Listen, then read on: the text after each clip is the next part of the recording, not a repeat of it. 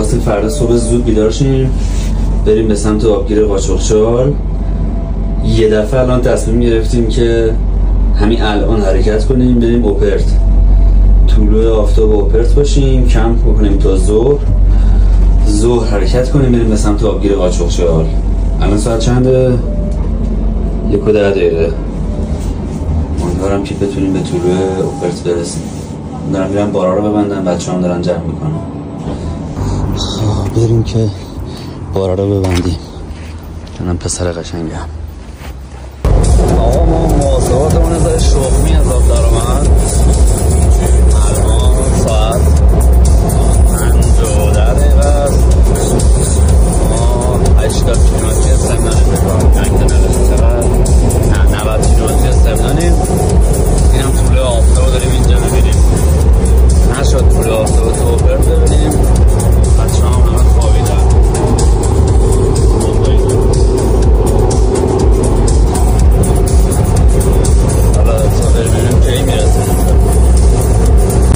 آقا از اونجایی که گفتم محاسباتمون ذره شخمی از آب درمند، ما اول می‌خواستیم بریم اوپرت طلوع آفتاب اونجا باشیم بریم. اصلا ساعت 6 صبح شده، ما تازه گرمساریم، بیخیال اوپرت شدیم.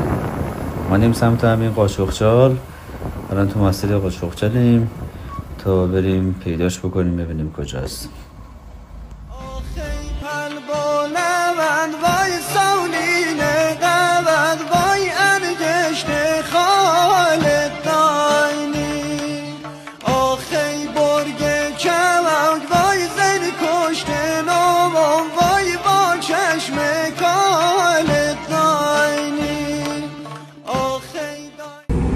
اومدیم بالای روستای بالاده.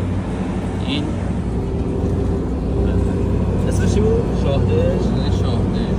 اینجا قله شاهدشه. چجوری شد؟ من زوم کنم اینجا شاهدشه. حالا آبگیر فکر کنیم اون بالا باشه، دقیقا رو بخوایی شاهدشه.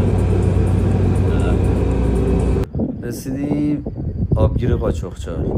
اولین تصویر قورباغه رو داشته باشین. اولا که فکر خلفی نکنید، اون بچه قورباغه است که روی دوش پدرش سوار شده. مادر خانواده هم که حرکت کرد رفت. این صحنه غیر مجازی نیستش. یه ذره از اینجا ببینیم فعلا. الان میندازمتون بریم بالا ببینیم. برین بالا.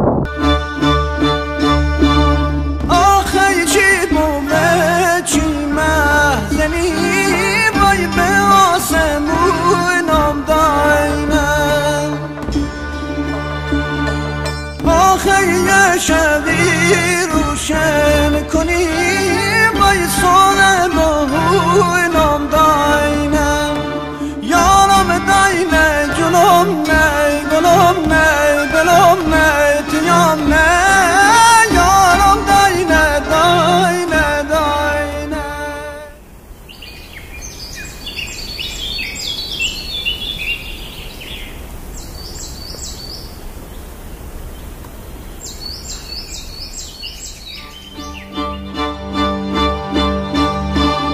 آخی تو گلیم و بلبلم گوی دورت کنم پیت داینه.